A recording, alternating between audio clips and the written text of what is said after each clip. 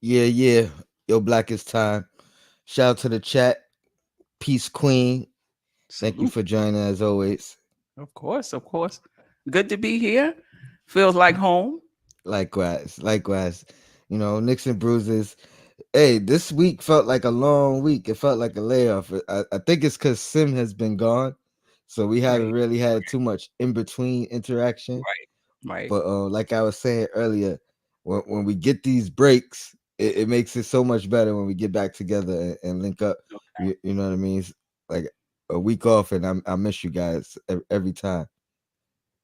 Sorry, I gotta prioritize my device. I'm in the country now, so where you want the internet no, at? no doubt. You good over here. Today, shout out to Mr. Steele, Mr. Torres. Salute to you guys. Thank you for joining. I want to talk about tips. I was going through my daily Bleacher Report you know rabbit hole or wormhole, and I always like to go through the comments and look at what other Knicks fans are saying. And came across one guy talking about how Tibbs is losing the team. It's still a bunch of people talking about fire Tibbs. He's not the Mhm, coach. Um, but not too many people actually acknowledging some of the changes that we've witnessed, you know, over the past week or so. Honestly, we got to see the small ball lineup in like consecutive games. You mhm, know, whether it was for a long amount of time or not. mhm, I think that was based off of the score and what was going on in the two mhm. games. But I haven't really seen much acknowledging. So, my two questions are: do you believe he's losing the team? And second, I know we've acknowledged the change. Is it too little, too late? You, you Good know, questions. Mhm. and I'm actually going to bring a third portion of the question in all at once. And Okay. we'll get it all out the way. Um, and this I didn't hear from anything. It's just the way my brain works. But it made me wonder: is there pressure from the front office to kind of implement some of these changes? So, is it Tibbs actually making an adjustment himself and realizing some things? Or is there pressure from the front office saying, hey, you gotta give Cam some time. We gotta see what we got here. You gotta play Obi, whether it's giving Randall less time or figuring out a way to get them both on the floor together. Right. Um, and if that is the case, maybe he is on that hot seat. Maybe there is something going on internally. And I hate to be the one to like kind of stir things up or like Mhm. make things up because there's no proof or evidence of any of this. It's all speculatory, but it's also based off of what I've been reading, Right. within the chats for a long time. Right. It's possible. I mean, lost is a strong word, but it did come to mind when you think about our perimeter defense. Sometimes you just don't have the defenders, and we don't. Or sometimes you have the defenders that have the physical tools, and so you look at them and you're like, they should be able to play defense, but they have a hard time understanding schemes, right? Um, But when they making the same mistakes over and over and over again, you can't tell me that he's not talking to them about it. You can't tell me that they're not going over it in practice. And so you do wonder, one, is it defensive IQ? They just don't get it. Or two, are they tuning him out? And they're hearing what he's saying, but after so much, so many years, 2, 3 years, whatever it is, maybe they're just tuning him out around certain things. So that has crossed my mind. As far as the changes he's making, I don't think the front office is putting pressure on him, or telling him what to do. But, I'm sure he talks to the front office and, they may say, hey, what do you have to lose in terms of playing Obi and Randall together? Like that sort of thing, or Because if the pressure was on him to play Cam, the pressure would have been right after they gave up that first round pick, or earlier this season. I don't think they would be waiting now to tell him what to do. So, but I think Cam is getting time because Cam has earned Tibbs' trust on the defensive end. I mean, I agree with that 100%. And we're gonna do a deep dive into Cam, in a little bit. But just to give a little pushback, maybe there wasn't as much pressure right after the trade, or maybe there was the pressure after the trade, which is why he got inserted until the injury. The injury is kind of what kept him out once Mhm. he got his opportunity. So it could have been the pressure that got him the initial opportunity after Mhm. the month of being here and not really playing. And then once the injury came, obviously he can't play because he's hurt. And then coming into the season, it's a continuation of Right. where he last was Possibly. prior to the injury. Um, but again, I'm just throwing things out there to kind of see. I agree. I think it has more to do with him earning Tibbs' trust than anything else. Right. Um, and then I don't believe it has anything to do with the fans having an impact on Tibbs and his decisions at all. You know what I mean? You could gripe, groan, argue, get upset about anything he does. It's not going to change anything that he does because I mean we know he can do that. No doubt. Um, The I chat seen is a saying comment. that Yeah, oh, that's what I was gonna say. Go ahead. no, you go ahead because it might be different. That oh no, that they're saying that when has Tibbs changed? And we're talking about defensive rotations, not necessarily defensive schemes. Yeah, and I'm actually talking about just us seeing the small ball lineup with Obi and Randall, and that being a new wrinkle to the scheme. Now, Mhm. granted, it could be because of situations where Mitchell Robinson is out the last game, but the first time it was Mhm. more of Mitchell Robinson being in foul trouble than Mhm. it was, and it was more of the opposing team's lineup as well. I think against Boston we had that opportunity with uh with their two centers being out, the starting center and Williams being out as well. I think tonight we have that opportunity again with Gobert being gone and Cat playing the five, as I mentioned earlier with on Sim's show. Right. If Cat is at the five, we should be able to use Randall at the five, being that would have been his normal matchup anyway if Gobert was available. Right. So we could see the small ball lineup again in that sense. So I think we have seen subtle changes. Even him changing the starting lineup. With Cam being inserted or Grimes being inserted. On those, that's a rarity for Tibbs.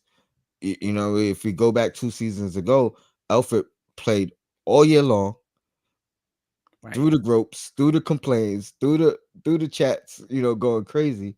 And it wasn't until what game 3 of the playoffs where we actually saw a change. Right. So I think he is making subtle changes. Maybe it's not enough. Maybe it's not too late, how to phrase it, too little, too late. Maybe it's Mhm. just still too little to some people. Right. But I think the changes that we're seeing to the chat's points are around rotations. Keeping players in a little bit, taking them out early. One game, Randall only got 30 minutes. Um, um, using a small ball lineup, taking 28 out of the lineup. Those are um, N- rotation changes. But Not in terms of playing roles extended minutes. That's new. what that's been from the beginning of this season anyway. But it's what I mean, new Right, right. from the But past. in terms of you know, as far as schematically, defensively, I don't know if there's been much of a change. But this is what I will say. You got to have the players to do some of this stuff. I'm looking at some of these. I'm looking at Randall off the ball, not on the ball. He's decent off the ball. But when you take a deep dive and you look at possession after possession and you could do that on NBA.com, it's highlighted. If you want to see all the shots somebody took, all the shots they missed, they made, all of their turnovers, you just click on it, boom, you can watch it. And not just Randall. Some people, they don't seem like they understand defensive concepts and schemes. Like they not getting it because it's happening over and over and over again. And I'm not trying to throw Thibs any bail, but when you keep saying the same thing and it's not working, like maybe you just don't have those players. And I'm starting to believe that defensively, just in terms of not physical tools, but anticipation, knowing where you're supposed to be, being able to execute. You know, I'm not sure.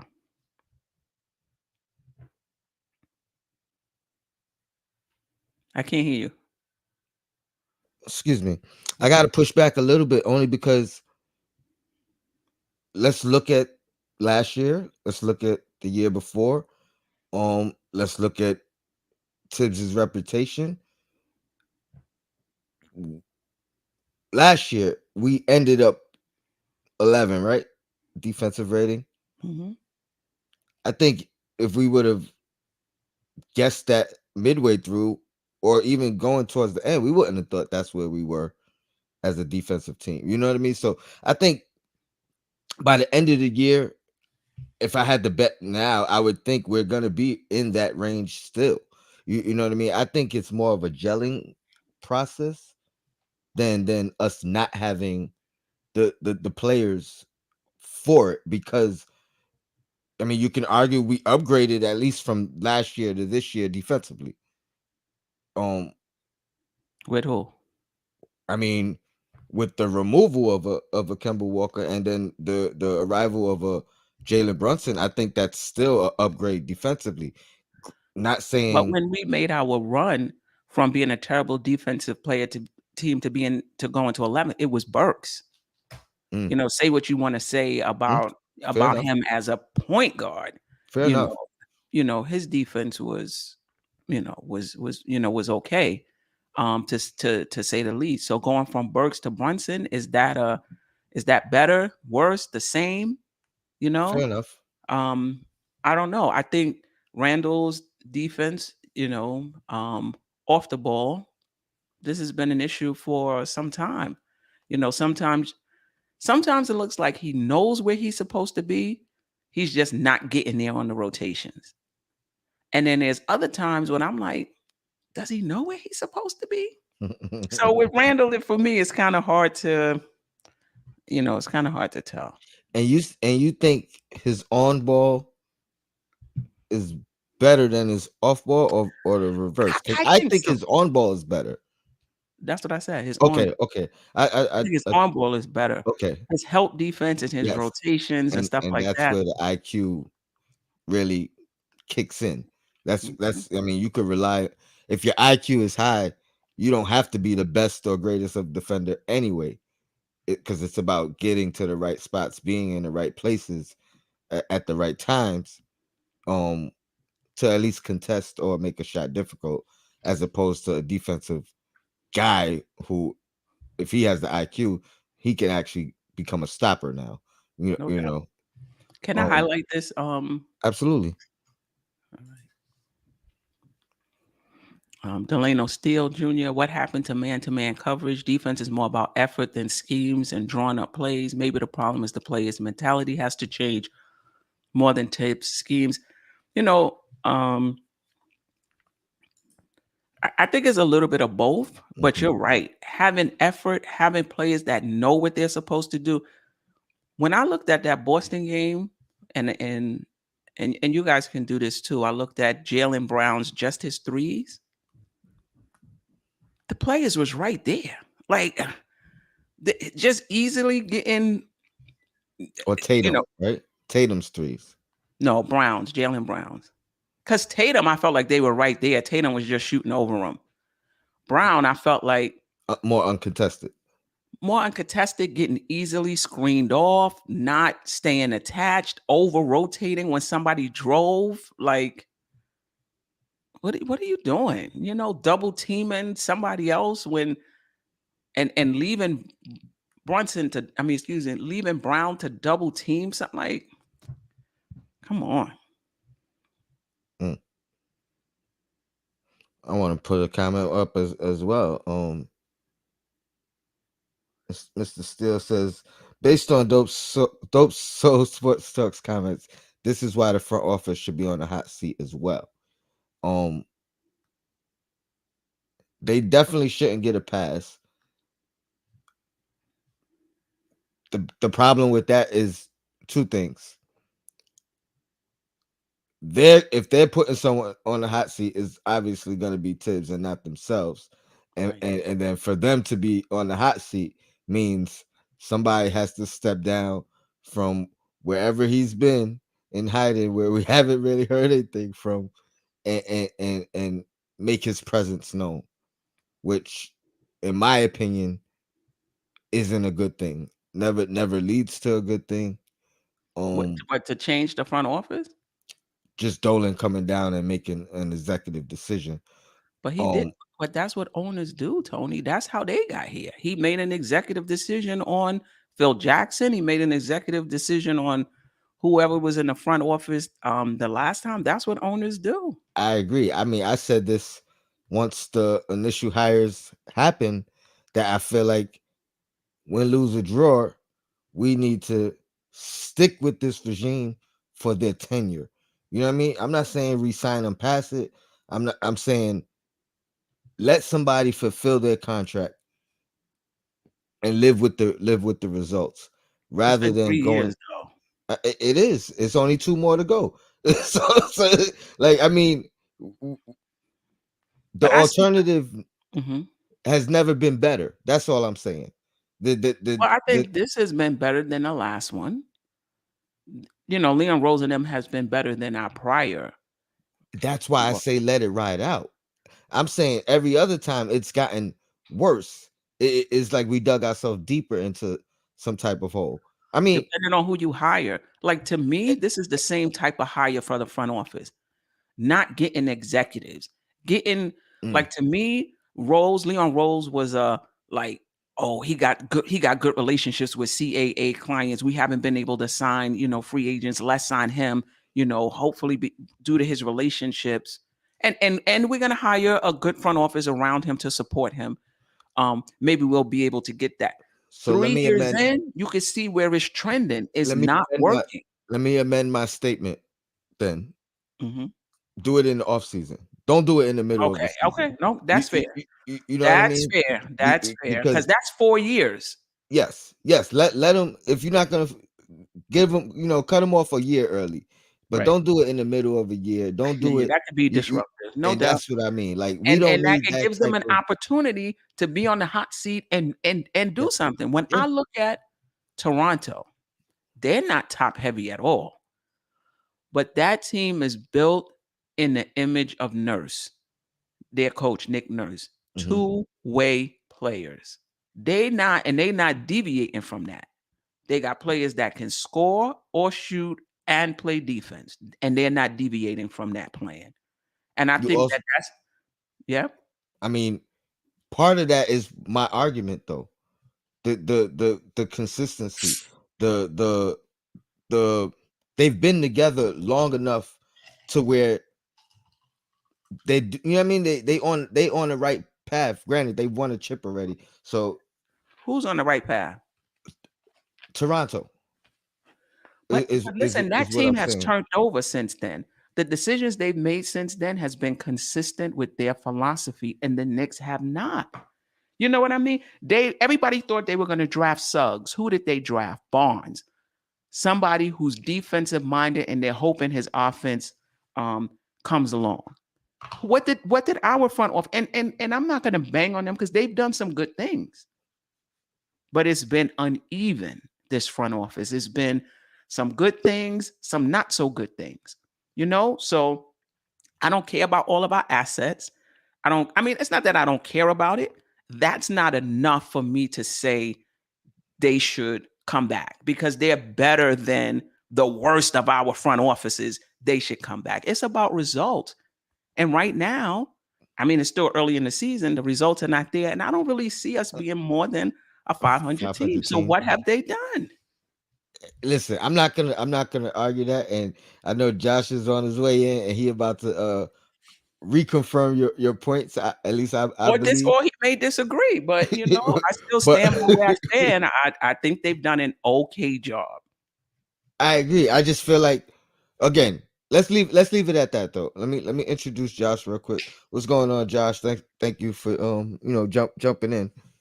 But what Good I'll evening. say is it's too early to do something now. That's what I'll say. I'll I I'll, agree I'll with that. stick with my I agree with that. modified mod, moderated modified opinion I that agree with you that. can't do it until the off season. You know what I mean? If you're gonna do something, um, but I still feel like you got.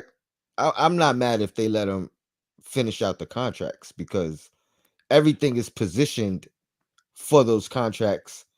Um, to say, it didn't work out, we could really start from scratch. You know what I mean? From the players coming off to the coach coming off to you know what I mean? Like you could really start from the beginning if that's what you need to. I don't know what is gonna happen in 1 year where you still got things to figure out. You know what I mean? In between time, are you bringing these guys back?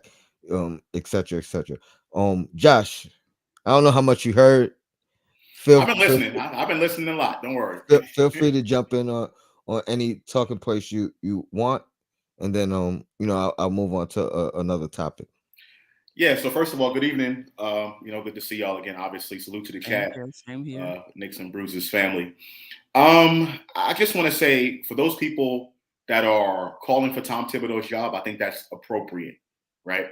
But at the same time, I think people are naive if they expected the Knicks to be better than what what the record is as of right now. I mean, after 10 games, are we talking about 4-6? I mean, I had the Knicks being 3-7, so they did basically one game better than what I expected them to, right? And if you look at this, let's say this keeps up throughout the rest of the season, I had them under 500, maybe 39 games or 40 games or something like that, under 500. That's exactly what they're on pace to do, right? So I just think it's naive for those who to think that the Knicks were going to be way better than what they are. This happens every single season. The anxieties, the ups and downs of the season. Knick fans thinking the Knicks are just that good when we're not, right? And listen, I like the Jalen Brunson signing. I was all for it. He's helped us offensively, but our defense has just surprised me. It has just not been good, not up to par. Um, I think Jalen Brunson's defense coming off of screen and rolls, not good. RJ Barrett's not good. Also, Fournier, not good. Obviously, that's why he got benched.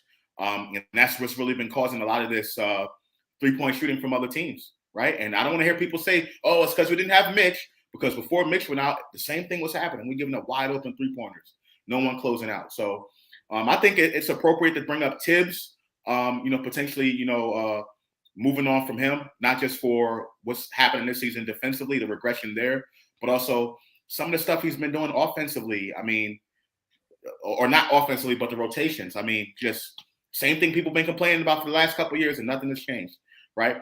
As far as the front office is concerned, I'm willing to give the front office a little bit more time. Obviously, like you said, Tony, Thibodeau is going to be the first one to go, if anything. But as far as the front office is concerned, 3 seasons is not enough, particularly when you haven't been spending that much money.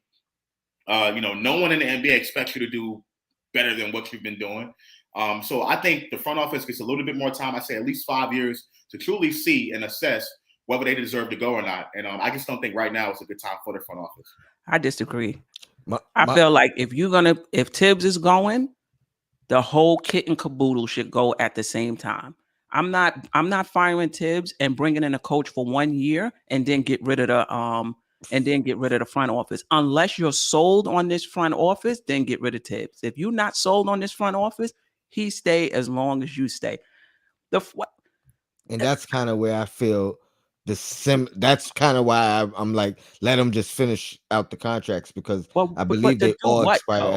at the But to same do time. what? Like, I appreciate the assets that they have, but I feel like it's a very conservative front office. I don't see them getting any more assertive or aggressive over time. Like, I can't say I've seen enough to say this is who I want to ride with for 2 more years. I don't think I've seen enough. But it's only been 3 seasons. I mean, we're talking about a front office. It's different than talking about a head coach who has his hands all over the team, coaching them in and out of practice every day. A front office moves take time to happen. You can't just wait 3 seasons. Okay, but it's been 3 years, Josh. But that's not a lot of time, Queen. Relatively. Can I ask this? Why is 3 years not enough? Not a lot of time for a front office, move but was it's a enough mistake. time for a coach. The Kimber move was a mistake. Because when you consider a coach that we've been asking him to do different things and he has not done, I think that's different. Specifically for Thibs. We the fans. Yes, we the fans. We don't count. We can't ask him to do anything. Hold on, time out. So none of our opinions count then. It doesn't. All right. So why are we even talking about it? As a fan base, yes, but for a coach, the coach don't give a damn that we've been calling for him to extend his rotation. Right, but you can obviously see what the issue is on the floor. We've been complaining about the rotations all the time. The Knicks have some players on the roster that they can play. It's just that Thibs needs to utilize them better. Josh, simple as that. I disagree. Hold on, Queen. There's nobody on this roster that I feel is going to change the fate of the Knicks. I never said that. I didn't say that. What are we talking about? I said the Knicks have talent and they can be able to utilize them a little bit better to win more games. You can make an argument that Thibs has lost us some games in regards to how he's used the rotation. You can make that argument too, and you can make some argument that players have lost us games as well. I'm not going to argue with that, and you can make arguments that he's won us some games. The bottom line is, I'm not going to get on a chair for having 4 legs. The Knicks knew who Thibodeau was when they hired him. When you hire a coach, you hire their philosophy. And he's been pretty consistent with his philosophy. If the Knicks don't agree with it, move off of him. That's but stop asking him to do something that he doesn't do. Queen, you know what I mean? I'm saying. We agree on that. We agree on Thibs. No. What I disagree with is fans saying that he should do what we think he should do. That he should change the rotations because we think there are other players that can give us more. What we think doesn't matter. You get rid of Thibs because as a front office, you was expecting A and you got B. Not because he's not doing something differently. That's not what he does. But you can't expect that. But what I'm saying is, if the front office has that thought, like you just said, then it's time to move on from Thibs. And obviously, no doubt about it. And obviously, clearly, they're not going to fire themselves. Thibs is going to be the first one to go. That's why I'm looking at it from that standpoint of Thibs. If anything, Thibs is going to be the first one to go. It's not going to be the president in the front office first, and then doubt Thibs, about it. Right. So they will have an opportunity to bring in another person who they think can get more out of this roster. Right. So. With the front office, I'm willing to give it a little bit more time, at least 5 years. I think that's for a front office, not for a coach, for a front office, because it takes time to rebuild. It takes time to rebuild. And 3 seasons to me is not enough for any front office. When they're making mistakes, it is. Come on, Josh. They went after Fournier and Kemba Walker. That was a trash mistake when they had money in free agency to do something different. Then we got to give up a second round pick to get off of a 1-year contract because we rightfully so. We want to go after Brunson. Nah. The front office has done things that now in the end, if it all works out, it justifies what they've done. But right now, it hasn't. So a lot of the things that they've done are not justified. And I don't feel that they're going to be that much different in the next 2 years. Fournier won't be here in 2 years. That's number one. Number two, Jalen Brunson. I feel like that was a good signing. We got him locked up for 4 years, as well as RJ, as well as Randall. So that's what I'm saying. They signed those contracts. They signed those guys and locked those guys up for 4 years. They need a little bit more time. This is not going to be a quick fix. No general manager can come into any organization. Hold on, real quick, me. No general manager or president of basketball operations can come into any type of front office and immediately change the fortunes of their franchise from one season to the next. That does not happen in sports. That does not happen unless you get that right guy. But that's what I'm saying. But that's what I'm saying, Queen. You want to say the 3 seasons is enough time? To me, it's not when you're talking about a front office. What in general, it's not. But for this front office, do you think signing Randall was a good signing? Do you think signing RJ was a good signing now? Before we go any further, okay. Go ahead. Because I'm of the belief, to be 100% honest. If I'm choosing between the two, if I say somebody got to go, who is it? I think the front office is more responsible for where we are than Thibs, to be honest. Like, to go back to the earlier reference of where we sat defensively 2 years ago. Granted, we didn't win the playoff series. I know that, but what we did as a franchise that year, you can't take that away, and we shouldn't downplay it. And then year two, as bad as it was, which it was, we still ended up top 11, the 11th best defensive rated team. So that in itself tells me that if nothing else, Thibs has done his job while he's been here. That's been his MO. The When he's had construction of his the type of team, player, the construction of this team. was not his job. He can only go out there with the guys that he has. Now, I hear your argument to that. He didn't play the right guys, the right minutes, the right rotations. If that's your argument about Tibbs, that's your opinion. You're fine with that. But I also have But an but argument if in it's regards to about help the for the front construction office. of But the, go ahead. Yep. I mean, if you're talking about what he's done with the talent we've had so far, I think he's done a at least a good job. Yeah, again, this is not me knocking Tibbs and all praise in the front office. Obviously, the front office has made their mistakes, but where I'm coming from, the way I'm looking at it is the Knicks. They don't spend money. They're not a high spending team. There's no expectations for the Knicks to get to the playoffs every single season. And I think from where y'all coming from, it sounds to me like, oh, the Knicks should be better than what they are based on the roster that they have. The Knicks, they don't That's not spend. what we're saying at Hold on, all. hold on, Queen. What I'm saying is the Knicks, based on how they spend money and the moves that they make, the Knicks are a conservative organization. That takes time. Within itself, being conservative, that takes time, right? So, to me, I'm willing to give the front office a little bit more time. Personally, that's just me. At least 2 more seasons to kind of see where they go with it, see how some of these players, gel together and mesh together, that they assemble, they now have for the long term. Because before, even the first 2 seasons, they didn't have any long term players. All these players were 1 year contracts. Now they have players that they have signed for 4 years. I think once you get in the heart of that, and 3 seasons into that, then you can really make an assessment. But for the first 2 seasons, and we're talking about the beginning of the 3rd season, fire the front office. To me, I just don't think that's enough time, in my opinion.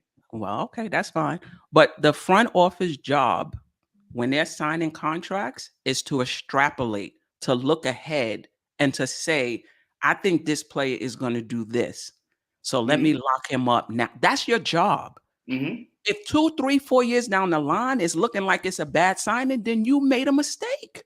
But this is season 1. This is season 1. RJ just got signed. I'm talking about Randall. Okay. And RJ as well. Yeah, and RJ as well. The Knicks could have done a better job constructing this roster over the past 2 seasons. And no, I'm not upset this season because I expect the Knicks to be on a pace for 50 wins, and the Knicks are about right where they should be. I agree. I'm talking about the construction of this roster. Period. I ain't gonna lie. I gotta disagree because I still feel like this is the best constructed roster that we've had since at least 2013. In terms of depth, I agree, Tony. But we got players that can shoot and can't play defense. Other players that can play defense and can't play offense. We don't have enough shooting on this team. Like, so in that sense, I'm not saying it's a finished product, but Right. but to say like it's poorly constructed, I have to disagree. This Like, team especially who's the I mean, perimeter defenders on this team? That's Who's the shooters on this team? Who are the scorers on this team? Well, they have a shooter on this team, but you said that was a bad signing. So which one do you want? So listen. No, Josh. This is the point I'm trying to make. You sign Thibs is a defensive coach. Find a 2-way player. Don't bring in a shooter that can't defend. Don't have defenders that can't score. Don't construct a roster where you're going to bring in Brunson, RJ, Randall, signings that operate below the 3-point line, and then you don't surround them with shooting, and you're going to start Mitch. Come on. I think we got good I think talent on this team, but the way it's constructed, we said this in the beginning that we don't have enough shooting on this team. You put But 48 in for shooting, now our perimeter defense is porous. Queen, I just think that process is still ongoing, and I, like just because it hasn't I have happened to within the last 3 years. I have to Oh, agree with real quick, Josh. Tony. Real quick, Tony. But and another part about it is the last 2 seasons, the Knicks didn't really have any long term contracts. They didn't have any, right? So that they had guys that were on expiring contracts. That after the first season, they had the whole roster was stripped because no one was under contract. They brought back some of those other people to kind of run it back. Right, so this is the first season. Like right here is where you can say they really have their hands all over this roster, and they're gonna basically control what the roster is going to be doing over the next couple of years because they have long-term contracts now. I just think it's with the front office, you have to give that a little bit more. My opinion, Queen. I know we disagree.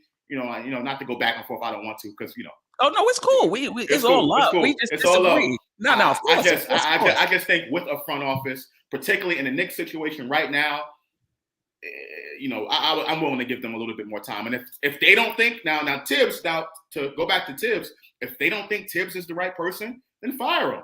Then fire And bring in their coach. And stop asking him to do stuff he don't. That's not him. That's all I'm saying. As the fans, Right. as the fans, not as the front office. I mean, well, okay, real quick, Queen. So you telling me you wasn't happy with the way Thibs, what he was doing in the last game against Boston, or even the game before that, what he's been doing recently with the rotations? You aren't happy about that?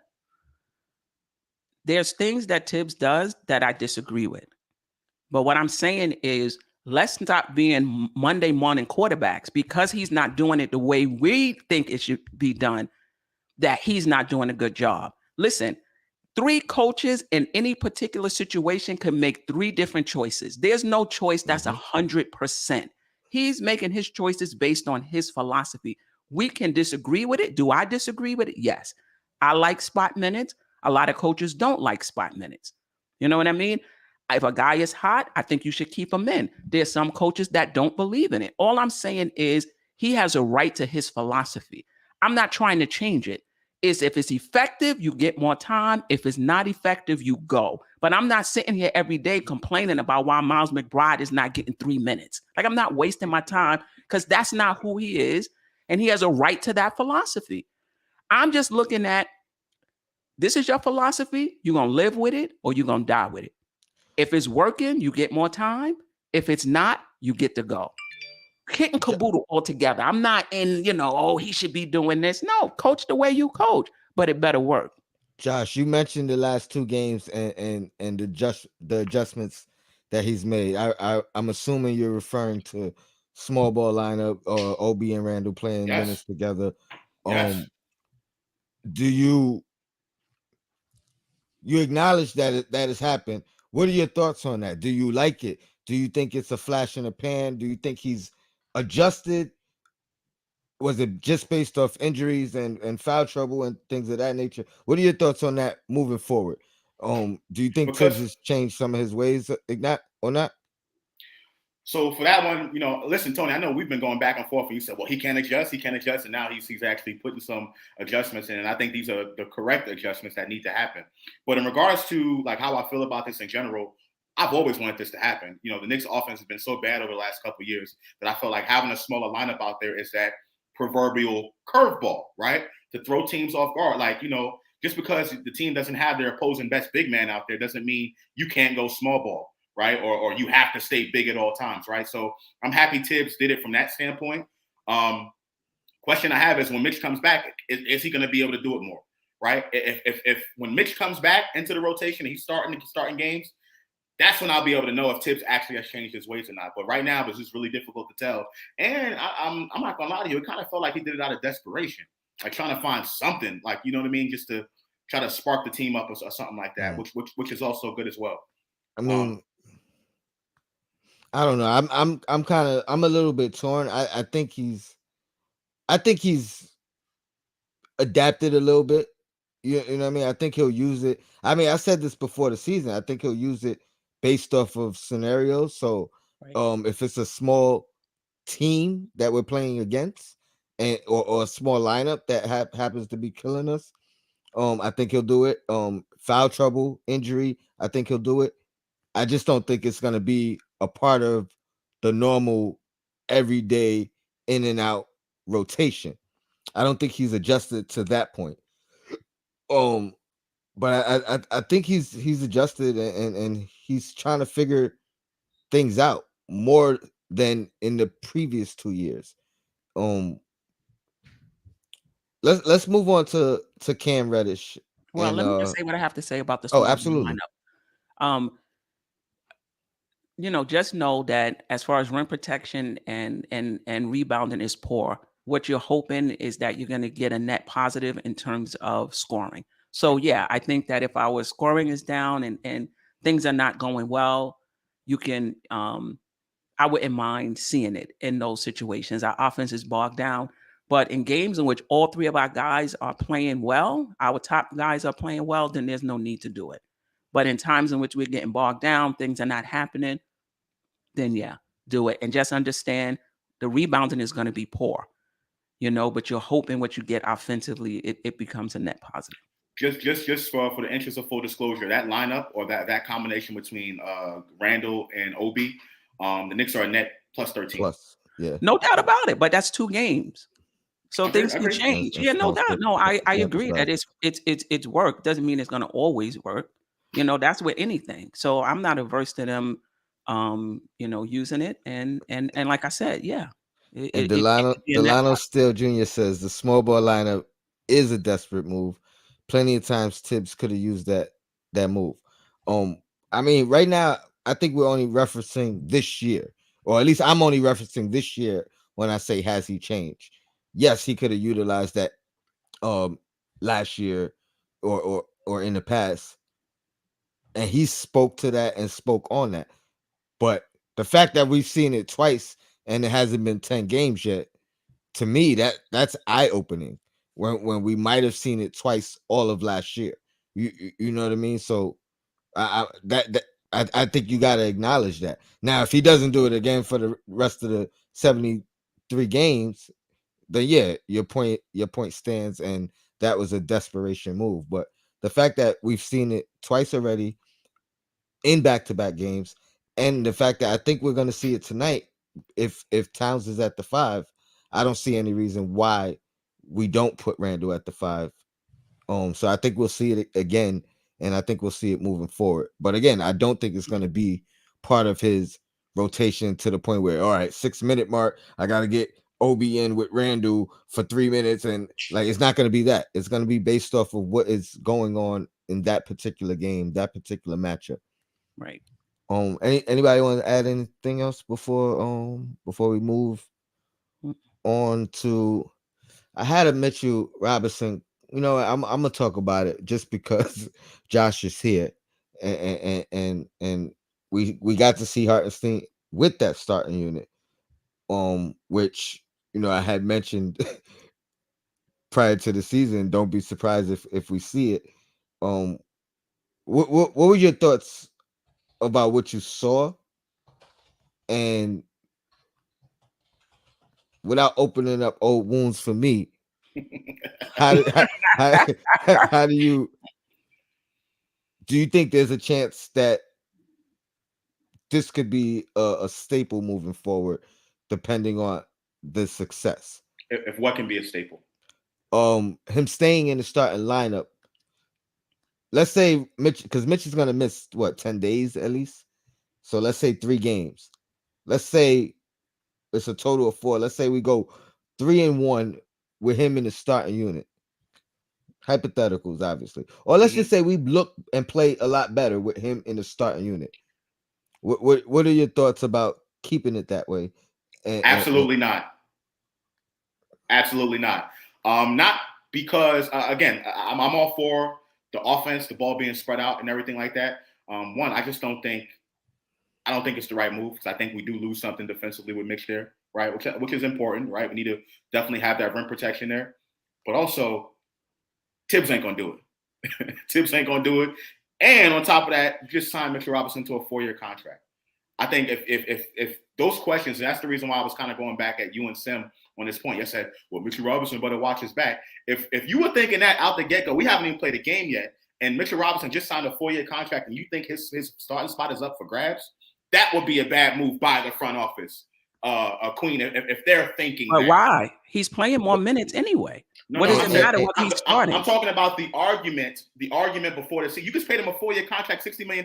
Why would you pay someone 4 years, $60 million and have him come off the bench and he doesn't have any offense? That's a terrible move. That's horrible. I mean, here's the I don't pushback think so. though. If he's What? on the team, listen, if he's on the team and he's playing well, I don't think the role matters.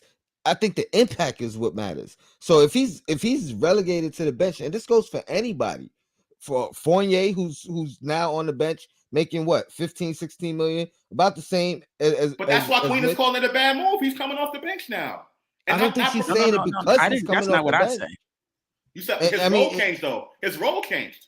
But if it's for the benefit of the team and it helps the team succeed, I don't think it matters. I think it does matter.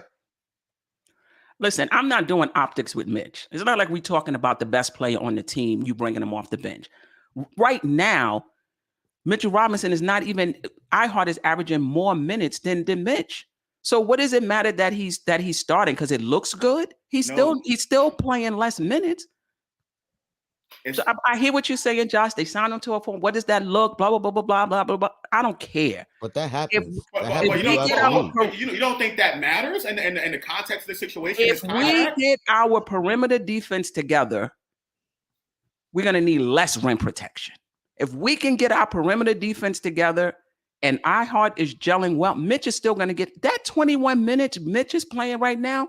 Does it matter that he's starting and playing 21 minutes or coming off the bench and playing 20? He's playing 21 minutes a game. I think it only looks bad if we're ultimately losing. If the situation helps the team succeed more, then I don't care if the guy is the highest paid player and he's coming off the bench. If the team is successful, that's all that matters. That's part of sacrifice. I think y'all undervaluing the contracts and the message it sends to the organization when you sign. And this is even if the organization is even thinking this. By the way, right now we're just talking hypothetical, right? Because I still think no matter what Mitch is going to start, I don't think Hartenstein has a chance to get into that starting role, right? But I think the optics of this and your salary matters. You sign him to a 4-year contract. Let's say Hartenstein gets a lot more minutes than Mitch, and it starts to go in that direction. Now you got a 4-year contract on your team who's not playing that much minutes. That's a bad move. That's terrible. You can't move him after that. You're going to get less value for that. So that's why the contract matters. And you gave him a 4-year contract. And listen, I'm not saying that the Knicks front office believes this. This is all hypothetical. But that's the primary reason why, to me, I feel like Mitchell Robinson's not coming off the bench. Mitchell Robinson will start. And that's the reason why it's looked at as a bad move that now Fournier is coming off the bench because you paid him all that money, right? That was your number one signing, and now you have him coming off the bench. And his minutes is going down. That's the exact same reason. So what are we going to do? We're going to start Fournier. Okay, they made a mistake. We're going to start everybody based off their salary. But it's easier for Fournier. Fournier has 1 year left to go on his contract. Mitchell Robinson has 4. You just signed him. That's totally different. And this is where I go back to the front office. I would not have signed Mitch. And I would not have brought in Fournier. Okay. You know what I mean? Okay. And so now you bring in iHeart, and it's even an argument. Like it shouldn't even be an argument. That's where I'm coming from. Even an argument tells me that was this a great signing? That it's even a part of the backups are the backups. Usually the backups, there's nothing to talk about. The fact that we have something to talk about lets me know maybe the Mitch signing wasn't a great signing. Well, Queen, I'm going back to your old point because this is how the fans feel. Like you said, this is how the fans feel. I don't think the organization feels that way. So just because they don't feel that way, but hold on, this goes back to my other point where you said, well, it's the fans, it's just amongst the fans, Thibs can coach the way he wants. The front office can get the players that's what I'm saying. So it's the same thing. This is where we fundamentally disagree, Josh, because I don't think a person's salary should determine whether he starts or how many minutes he get. I don't think where a person is drafted should determine if he's starting or coming off the bench or not. Like those, I think the only thing that merits it is the success of the team and basically the success of the team. You want to put the player in his best position to succeed, but you also want to have the team in the best position to succeed. So I don't care if he's the highest player on the team and he has 4 years left. If he's better suited and the team is better suited with him coming off the bench, I don't think it makes you look bad if the team is winning. So you don't think starting and coming off the bench matters in the NBA? Is that what you're saying? That's not what I said. No, I'm asking. That's a question.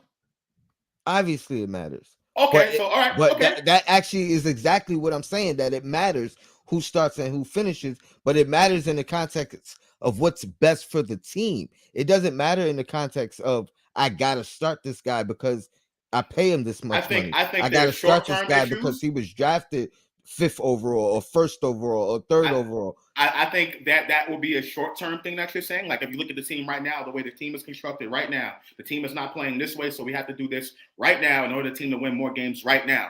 I also think there's a long-term component to that. And that's what the front office is there. And that's why, for me, the long-term component matters in this whole context of the situation. Short-term, yeah, the team might be playing well with this player doing that, that player doing that. But for the long-term health of your organization, and you sign that player to said contract for that amount of years, the long-term matters as well. And that's what the front office is looking at. The coach is coaching in the moment. But long-term, for the health of your organization, the players you have that are going to be in that locker room, it matters. Trust me. It's not just about right now. It's also the about organization. You, as a front office, sign Mitch, and he's not good. And let's just say he turns out not to be good enough. So your answer to that is to save face and continue to start him anyway. No, we're not talking about later on if it doesn't work out, Queen. I'm talking about right now from Tony's point of view. The team is playing better this way. Right now, the team is playing this better this way.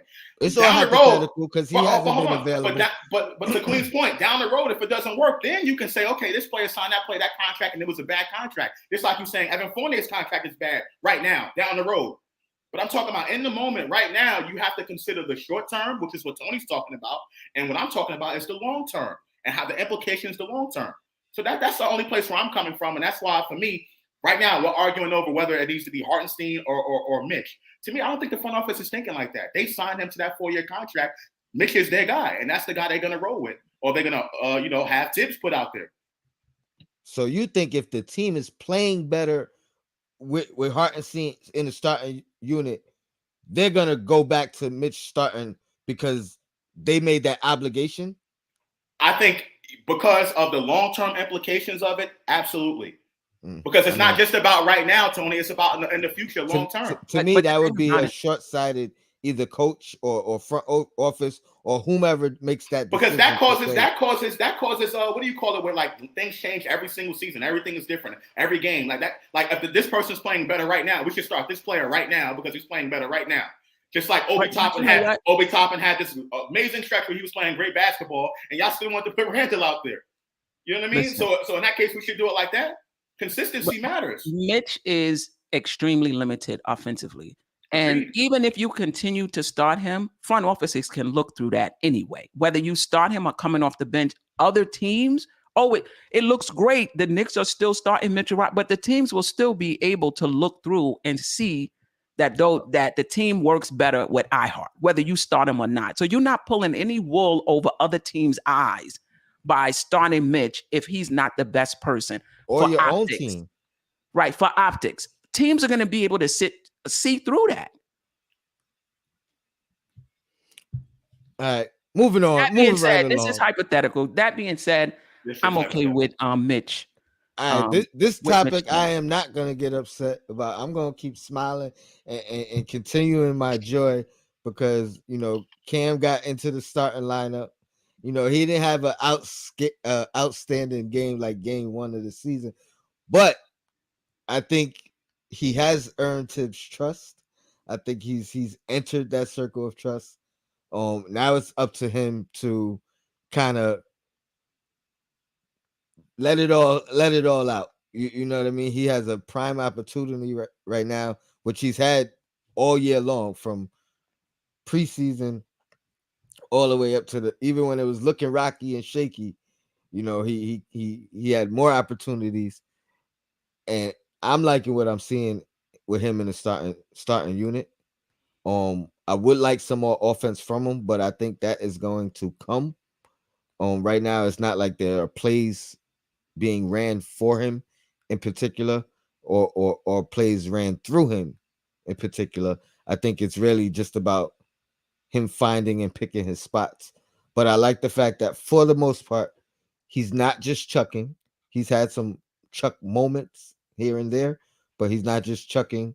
He's not saying I got to get my shots. He's out there defending. He's getting an opportunity to play through mistakes and not getting pulled based off of those mistakes. And I'm excited about where this could potentially go by season's end. Um, but Grimes has also been injured all year long, and I don't know how much that goes into the fact that Cam is continuing to get these opportunities. Um, what are your thoughts on Cam so far? Has he impressed you, Queen? We had Yeah, I don't want a to go lot first of this back time. and forths over the early season about what has he done, and you know, and Oh, granted, it's all warranted, but right. now that he's getting more opportunity, we're seeing a little bit more. What do you like? What don't you like? What would you like to see him improve on? Right. What's your thoughts on Cam right now so far? I mean, I like I like defensively what he's bringing, what he brings to the team. So I want him to continue to do that. Um, I don't like his shot selection at times, but I think when he's shooting off the catch and shoot, and when he's taking the ball to the basket, he does very well. When he starts dribbling around, he's about to take a shot, and probably a bad one, Or right? turn the ball over. Or turn the ball over. I think playing with the starters, though, there's you know what you can and cannot do in that starting lineup. You have definitely more, latitude in the second unit to kind of take those type of shots. But in the first unit, you kind of know what your role is. So I think that does help him in terms of him not taking bad shots. But it doesn't help, the issues we have as far as shooting is concerned. Even though he's shooting a good percentage, I don't know if I would say that Cam Reddish is a 3-point shooter that spaces the floor. But right now, given where our roster is, I think he should stay in the starting lineup. I like what I see. Do you think his volume from the three should go up, considering he's actually shooting a good percentage? Even though some of his bad misses look real bad, you know, I call it the Obi effect, because when Obi misses a three, it might not even touch the rim, or you know what I mean. But I think Obi's shooting a pretty good percentage right Best now, on the That's team, on I the think. team. as Yeah. well. So I mean, I mean, there you go. Do you think his volume, and when I say volume, not just shots in general, but Hmm. specifically the 3-point shot, do you think he should be taking more, or we should be utilizing him more in that aspect, or is it more of a fact of keep playing the defense and let's let the offense come as it comes? Yeah. Don't force anything. And that's for all of our players. Just let it come to you, and when it does, if you open, take it. If you have an opportunity to drop to the basket, do that. You have an opportunity to make a play, do that. Josh? I Oh, excuse me. I agree with Queen here. I think the biggest reason why Cam Reddish is in the starting lineup is because of that perimeter defense. Fournier just wasn't getting it done with Jalen Brunson back there, and I think Cam's length is going to definitely help us from that standpoint. Even though the last game, I mean, we just got absolutely destroyed from 3-point range. Um, Offensively, I don't see his role, increasing or decreasing on this particular roster right now. Not with Randall there, not with RJ there, who still needs the basketball, not with Brunson there. And I think, I kind of can agree with Queen here on this point. I think the starting lineup is a little bit, the roles are not quite defined, right? There's no spot up shooter in that lineup, right? RJ in the preseason was that person that was hitting those 3-point shots, but that's not really his strength, right? His strength is slashing, getting to the basket. Cam's strength is kind of the same thing. Brunson, we already know what he does, and then we got Randall. There's no real spot up shooter in that lineup, so I think they're still trying to figure that part out. I have a little bit of a theory, but everyone's going to get mad at me when I say it. And I said it 2 years ago. Uh I oh. personally Uh think oh. you know Queen. what's coming. You know what's Queen. coming. He about to say what you said. Watch. Go ahead. You know what's coming. Honestly, if you're gonna put Cam Reddish in that starting lineup, keep him at the 3. You might need to go somewhere else at the 2. And RJ to me, I just the fit, or keep RJ and put Obi in there for Randall. One of those. I've been saying this, like, this is not like anything against one particular player. I'm just talking about for spacing purposes. That's one of the moves I would consider doing, right? But I think Cam Reddish's role as of right now is going to be very difficult to for him to increase his role. Let me ask And you this is what this. I was talking about, how this team is constructed. Mhm. Like, you know, But I mean, you guys have solutions. Not saying Thibs has to do it or will do it, but you guys have solutions to that. So, I mean, is it the construction or is it back to the coach? Good, But again, I don't want to talk about Tibbs and should he be fired or anything like that. Man, I lost my question. I had a good question for you guys based off of that. Ah, Like, it'll be one thing if like, because everyone has this dream scenario of RJ and Cam being the next Tatum and Brown. Like, no, that's not quite like. I mean, Cam is probably the closest thing, like, to one of those guys. And RJ, I mean, again, I don't mind the contract. This contract is worth what he got, but Josh, I remember real quick before I forget. Yeah. What makes it different? What makes it different? Your views of iHeart starting over Mitchell Robinson from Obi starting over Randall. Obi moves without the basketball. No. In terms of you just signed Randall to that contract. Yeah. Well, Randall was signed 2 years ago. His contract didn't kick in until this year, right? So it's not. But that's a little bit different. A little bit of a different scenario. You just signed Mitchell Robinson. Okay. Just now all right. signed. All right. Randall was. That's all I want to hear. Like, because that was what Queen was saying. That's what, like, we just signed him to an extension, or the extension is just kicking in. What's the difference between the two? If you're saying this because we actually literally, I think the optics look bad that way too. I mean, yeah, I that's why I was asking what's the difference. There's no, the optics is going to look bad no matter what. Again, they sign these players. I mean, I hear what you're saying, Queen. I mean, I don't totally disagree. I just think they need a little bit more time. No. I mean, that's fine. I mean, even I said, give them the rest of the season. They don't have to go 5. They go 4. Yeah. I mean, that was my thing. Like, don't do it in the middle. Don't do it in the middle of the season. Oh, no. That's horrible. And again, this goes back to my point. Let the season play out at the very least. You know what I mean? Like, if by the end of the season it feels like, excuse me, Thibs, the front office, everybody deserves to run it back again, then we going into that final year, and no harm, no foul. You know what I mean?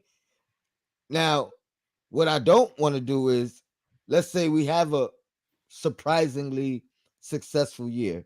Let's say we make it to the playoffs. Let's say it's a competitive first round series. I'll leave it at that. I won't even say we go any further. What I would not want is extensions to start being offered based off of that.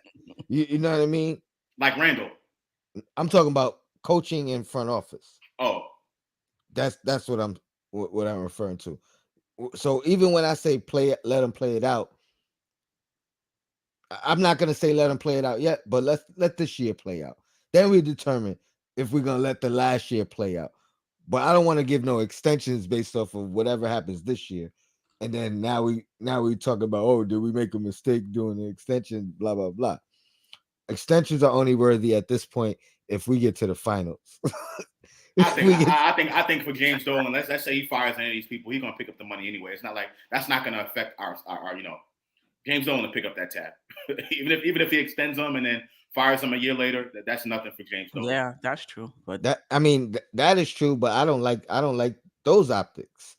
You know what I mean? Unless it's based off success, I don't like those optics. Like and sign them and then fire them the next year. yeah, because I mean that's part of the Send them reasons. on. Now, granted, this is the longest a front office has been together here, or at least it feels like it. You know what I mean? Or a competent front office, let's say that. And this is the longest the coach has been into his contract for us in quite some time. I think that's important. You know what I mean? I think that's super important. You don't want a guy coming here, his replacement coming here for the money, knowing I'm gonna get paid either way. So let me get the most money I could get from these guys. And like, you want a guy that wants to be here, that we expect to work the duration of his contract, because that revolving coaching door and paying three coaches at one time, like, to me that just looks bad externally. Forget from a fan's view. I'm thinking about it from the next coach up, or the next front office. You want to feel like there's going to be some security, even though it's the NBA and we know, you know, you can make it to the finals and get and get suspended for the year, or whatever the case. You know what I mean? Things happen, and there's never no security, but at least give the optics that there's some Optics. security. You know what I So mean? so so let's say if Tom Thibodeau, you don't want Tom Thibodeau to be the coach anymore. Maybe you elevate him to a different position within the organization to hire someone else. Would that look better? You know what though? I wouldn't be mad at that, especially given the. Granted, you could argue he wasn't successful in the front office position, but he has experience there. And I don't want to say these guys are friends, but these guys already have a relationship too. And I would think they value his opinion. So maybe I wouldn't be opposed to that if he was willing to take the promotion. I put air quotes, and then let somebody else get promoted, or come in and run the team, and he still has a say in decisions and things of that nature. I wouldn't be mad at that either. But Worked for that would have to Boston. be I think coach would have to want to do that. It worked for Boston Yeah, it did. until but I mean, until that. But I'm saying, I mean, that's like unexpected. That's like an unexpected type of thing. But it worked. Literally worked for them. So yeah. But yeah, man, this was a good show. I We miss got this. I some miss you guys game time content For coming sure. with the Queen.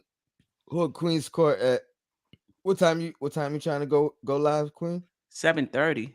7:30. So we got about 45 minutes, Yeah. 45-minute break. Go get your snacks, get your dinner, and come back and see us on Queen's Court. Yeah. And the Knicks play Josh, any tonight. last words before we get out of here?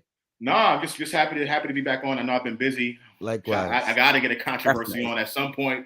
But I got so much stuff going on. It's like mentally draining. So I'm Don't just don't trying to worry, Josh, man. Anytime you jump in take it in the easy. video, it's a controversy anyway, man. Of course, you So already know. you know what I mean? Like, You already know.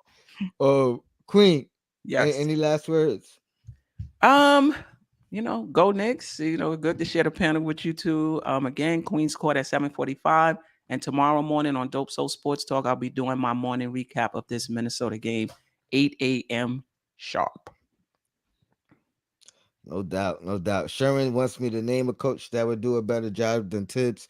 Honestly, I'm a Tibbs fan. I don't want him gone. I think he is doing at least a Well, pretty I good can I can job. name at least two right now. I mean, not saying there aren't any, but are you saying two available coaches? Yeah. I would like One to hear it real one quick. one works for ESPN and ABC and calls the games next to Mike Breen, and the other one is the one that Kevin Durant got fired so they can bring in Steve Nash. Atkinson. Atkinson, I would have loved at the time prior to Tibbs, but to bring him in as the replacement now, I would not do. And I believe you're talking about Mark Jackson. Yep.